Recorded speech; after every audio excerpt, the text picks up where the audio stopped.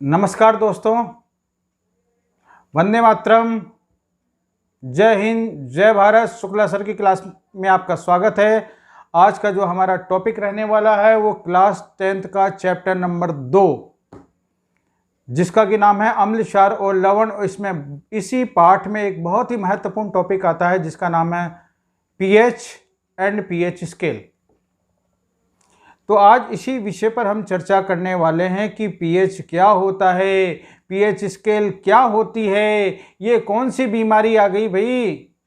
हमेशा ये है कि कोई पदार्थ कितना अम्लीय है, कितना क्षारीय है, उसकी इंटेंसिटी, उसकी तीव्रता का पता कैसे लगे।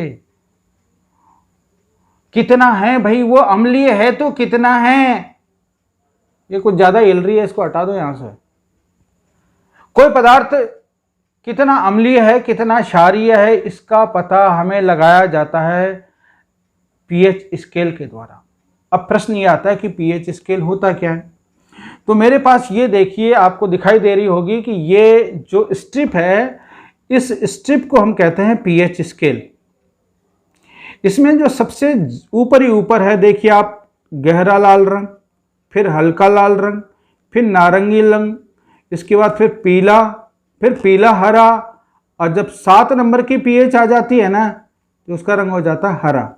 7 से आप जैसे बढ़ोगे तो इसके बाद आएगा हरा नीला, फिर आएगा और आगे बढ़ोगे तो हल्का नीला, और आगे बढ़ोगे लगभग 9, 11, 10, 11 के बीच में ये गहरा नीला, इसके बाद वायलेट कलर, फिर डार्क वायलेट कलर। 14 नंबर के पीएच पे आते आते तो डार्क वायलेट कलर हो जाता है। इससे हम नापते हैं, ये पूरा का पूरा स्केल है। तो ये स्केल, इस स्केल को हम बोलते हैं पीएच स्केल। इस पर देखें आप, 0 से लेकर के 14 तक, 0 से लेकर के ये पूरा पैमाना है, 0 से लेकर के 14 तक लिखा हुआ है। आपको अगर मोबाइल में तो आप देख सकते हैं। दिख रहा है?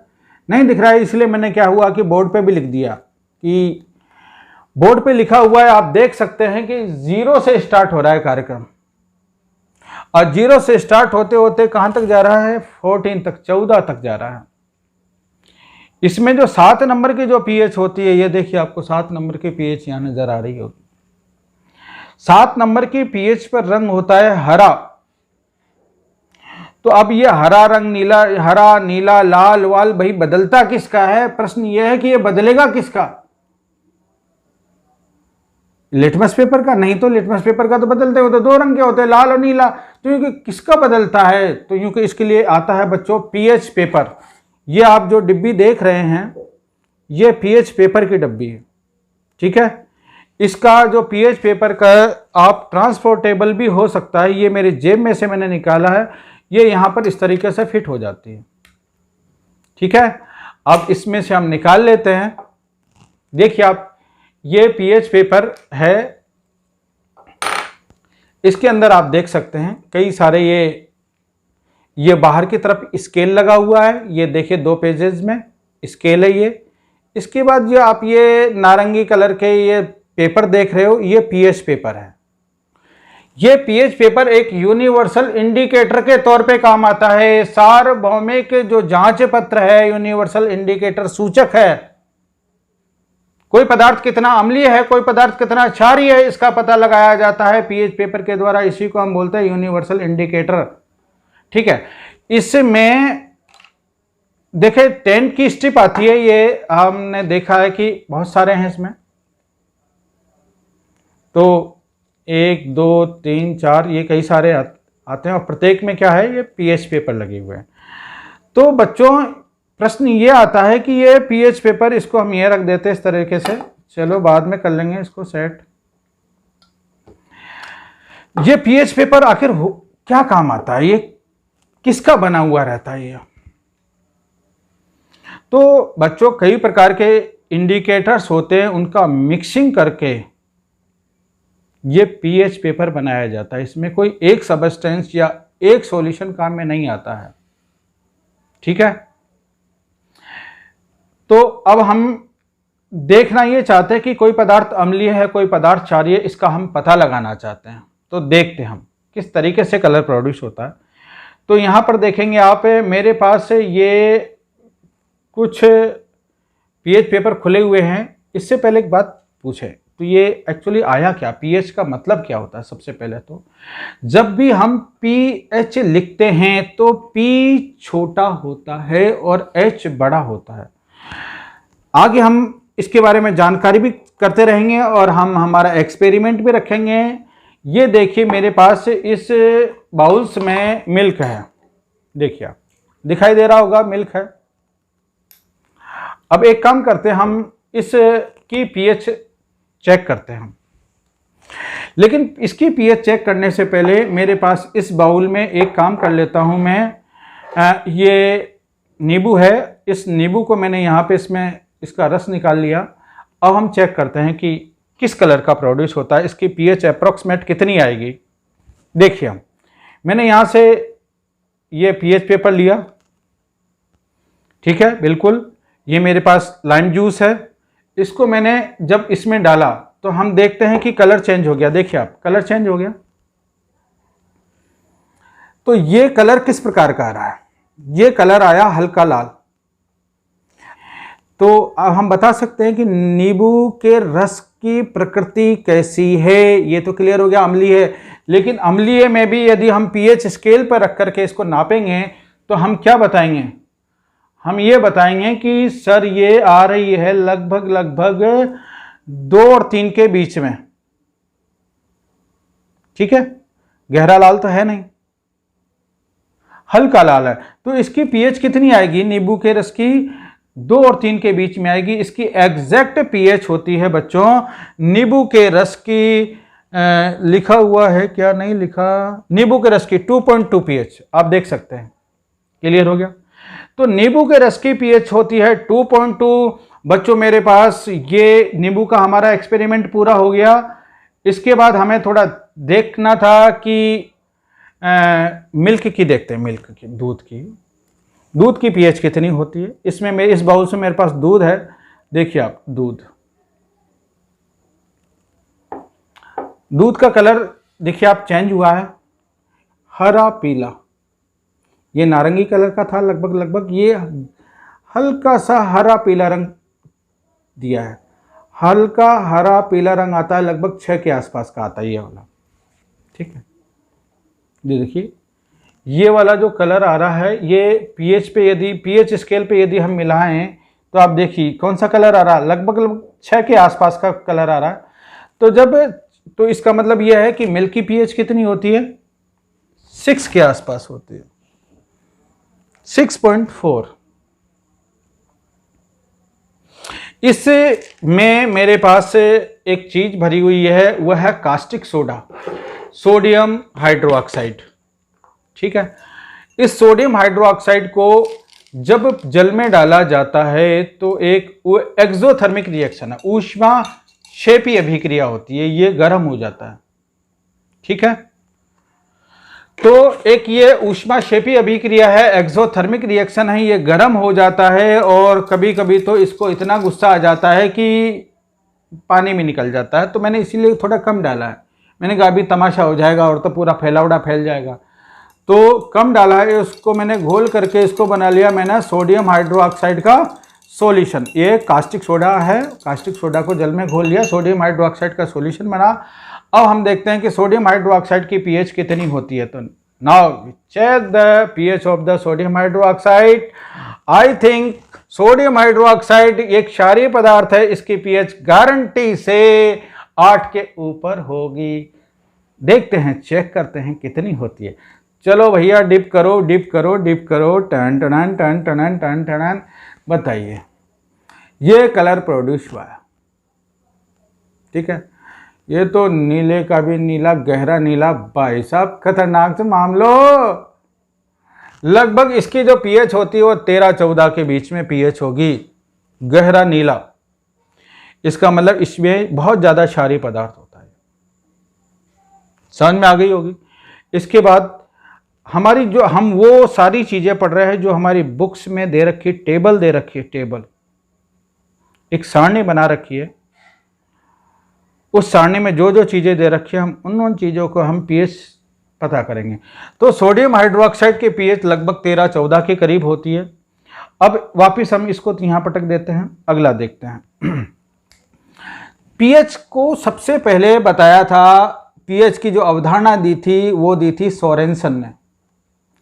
एक्चुअली पीएच है क्या, तो पीएच किस तरीके से डिनोट किया जाता है?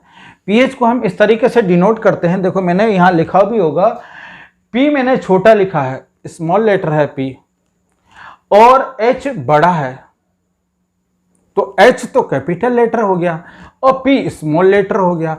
तो पीएच को लिखने का एक तरीका होता है। तो भाई पीएच में हम नापते क्या है, what is the pH, pH है क्या?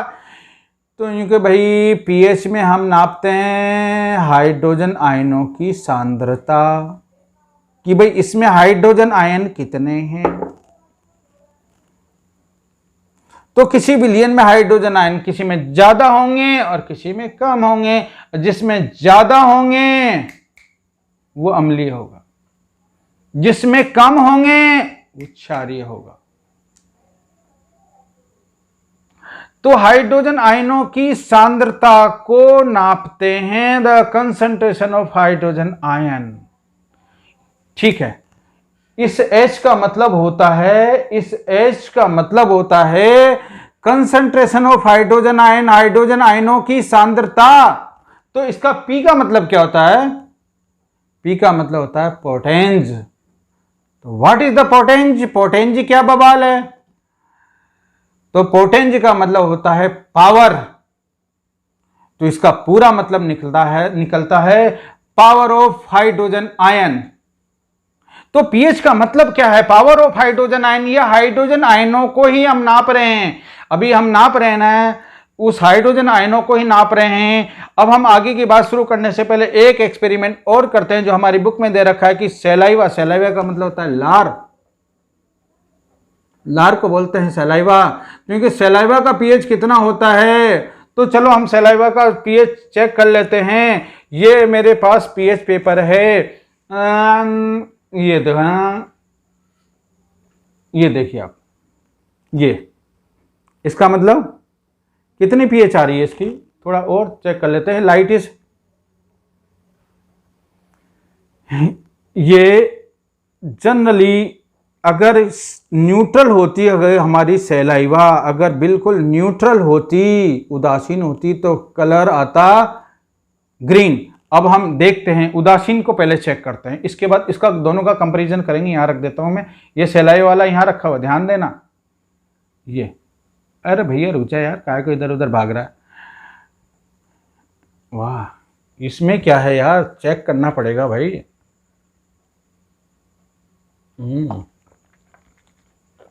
पानी है, चेक कर लिया।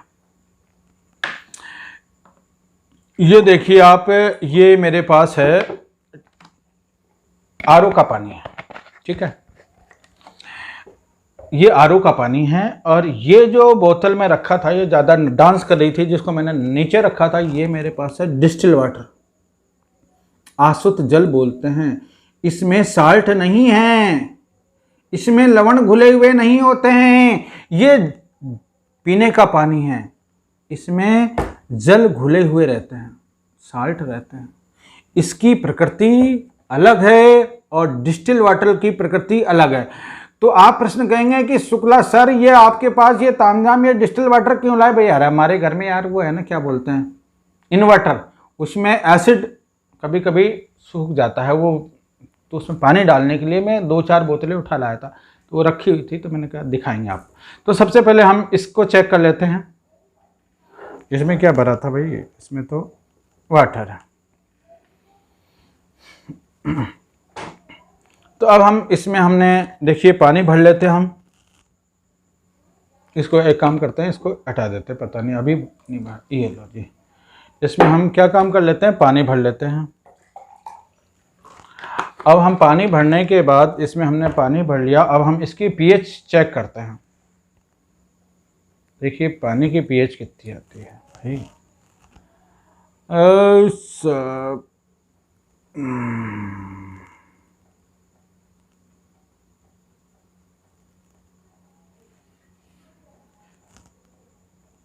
देखिए आप, पानी की पीएच जो आई है वो ये वाला कलर, लगभग 7 नंबर की पीएच आ रही होगी। ये जब ये ग्रीन कलर का आया, इसका मतलब इसकी पीएच कितनी है? जब ग्रीन कलर आता है तो उसकी पीएच 7 हो जाती है, और सलाइवा की पीएच लगभग हरा पीला, हरा पीला। हरा पीला का मतलब होता है 7 से कम है, 7 और 6 के बीच में है। तो सलाइवा की पीएच कितनी होती है? 6.4। और आप जानते हो जठर रस, जठर रस किसे कहते हैं? जठर रस का मतलब होता है हमारे जो ये होता है ना, पेट में होता है आमाशय, और आमाशय से एक अम्ल निकलता है जठर रस, जिसका नाम है हाइड्रोक्लोरिक एसिड। और हाइड्रोक्लोरिक एसिड इसकी जो पीएच है वह है 1.2। इसका मतलब जो भी आप खाते पीते हैं सबको डाइजेस्ट कर जाता है। समझ में आई? अगर इतना पावरफुल नहीं हो तो लफड़ा फंस जाए। एक आगे हम देखते हैं। अब जैसे हमने ये चीज़ें तो हमने पता कर ही लिया था कि पीएच का मतलब होता है, पी का मतलब होता है पोटेंज, पोटेंज का मतलब होता है पावर, एच का मतलब होता है कंसंट्रेशन ऑफ हाइड्रोजन आयन, तो कंप्लीट पीएच का मतलब होता है the power of hydrogen ion, hydrogen आयनों की सांद्रता। अब बच्चों क्या होता है कि ये जो होती है वो हाइड्रोजन आयनों की सांद्रता का ऋणात्मक लघुगणक पीएच कहलाता है। कहने ऋणात्मक लघुगणक ये कौन सी बीमारी आई भाई? तो इसकी परिभाषा जो हम क्लासों में पढ़ते हैं ना, परिभाषा, definition, what do you understand about the pH. तो भाई पीएच क्या होता है? तो उन्होंने कहा कि पीएच, तो उधर से भी जवाब आ जाता है कि हाइड्रोजन आयनों की सांद्रता का ऋणात्मक लघुगणक पीएच कहलाता है। अब साहब पता ही नहीं क्या हुआ। अपन बड़ी सिंपल सी बात बता देते हैं, ऋणात्मकता कहने का मतलब है कि हाइड्रोजन आयन जितने ज्यादा होंगे पीएच का मान उतना कम होगा। देखिए अम्लीयता में हाइड्रोजन आयन बहुत ज्यादा होते हैं, जो जितना ज्यादा अम्लीय होगा उसका हाइड्रोजन आयन ज्यादा होंगे, लेकिन उसकी पीएच उतनी कम होती है। अम्लीयता बढ़ती चली जाएगी, पीएच का मान घटता चला जाएगा। मतलब जो सुपर पीएच होगा, जैसे कि वो सल्फ्यूरिक एसिड, नाइट्रिक एसिड, इनकी पीएच 1 के करीब रहती है। जैसे जैसे आपकी हाइड्रोजन आयनों की सांद्रता कम होती, हाइड्रोजन आयनों की सांद्रता बढ़ती चली जाएगी, तो पीएच का मान घटता चला जाएगा। ऋणात्मक लघुगणक, हाइड्रोजन आयनों की सांद्रता का ऋणात्मक लघुगणक है। और हाइड्रोजन आयनों की सांद्रता यदि आपकी कम होती चली जाती है, कम होती चली जाएगी, इसका मतलब उसकी क्षारीयता बढ़ती चली जाएगी और अधिक क्षारीय होता चला जाएगा।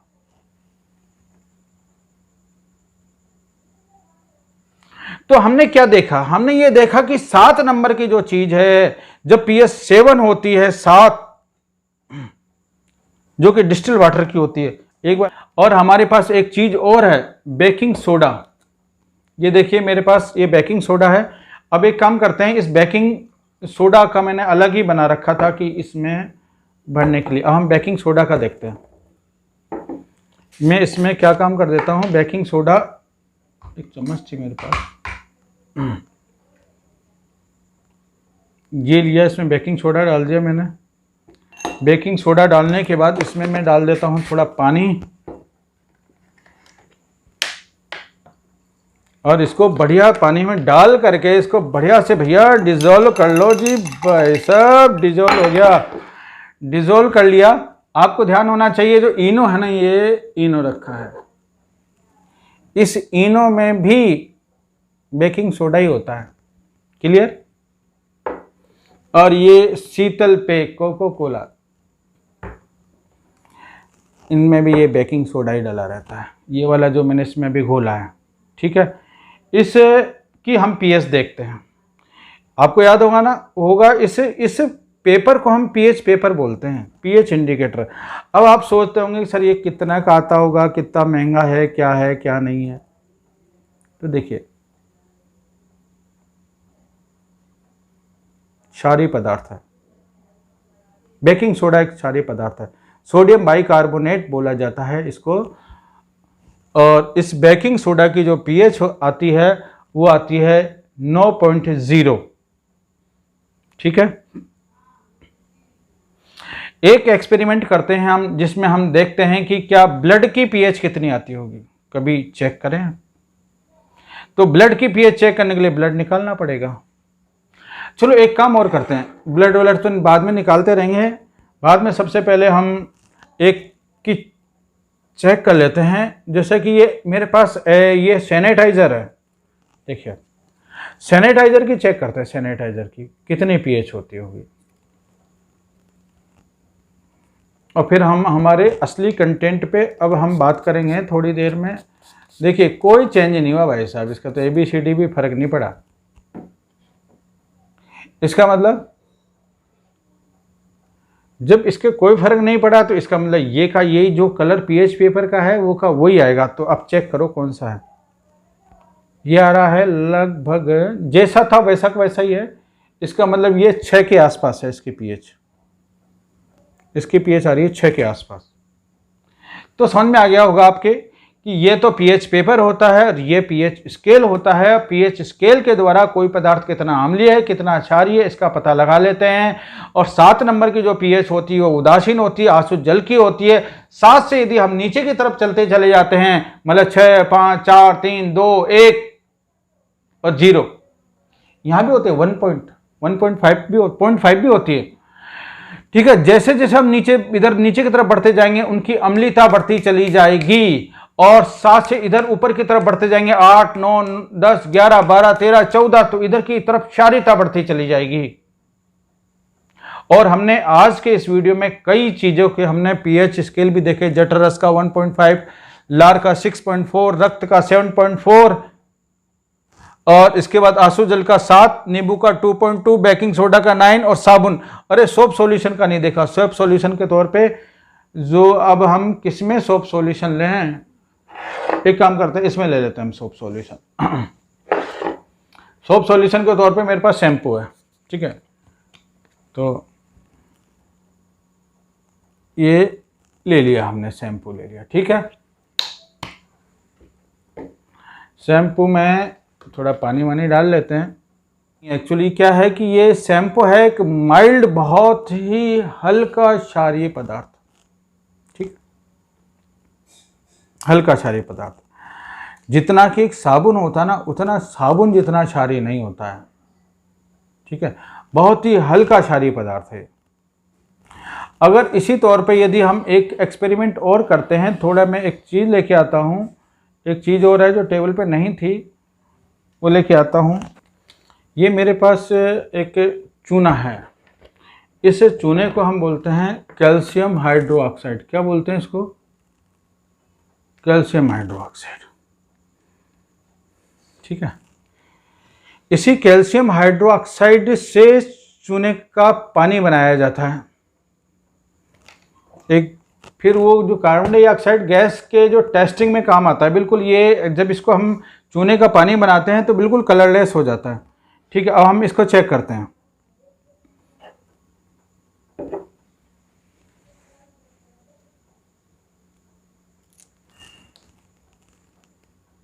देखिए आप, ये भी एक क्षारीय पदार्थ है। ये पीएच स्केल पे हम चेक कर लेते हैं।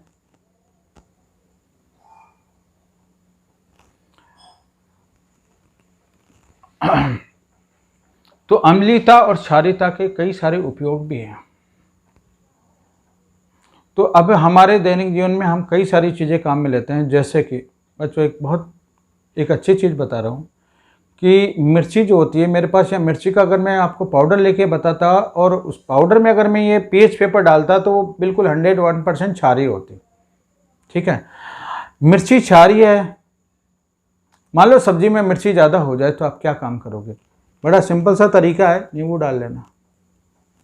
वो क्षारीय है और जैसे ही हम उसमें अम्ल डालेंगे, क्षारीय में अम्ल डालेंगे तो वो उदासीन हो जाती है और वो आपको मिर्ची कम लगेगी। तो अम्ल और क्षार, एक तरफ इधर की तरफ देखें अम्ल, इधर की तरफ है क्षार, ये अम्ल इधर क्षार, अम्ल क्षार, अम्ल क्षार, जब ये आपस में मिलते हैं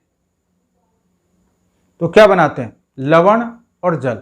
और अम्ल अपनी अम्लता खो देता है, क्षार अपनी क्षारिता खो देता है। बच्चों ध्यान रखना, यहां पे जो पीएच, यहां पे इधर की साइड वाले जो अम्ल होंगे वो प्रबल अम्ल होंगे।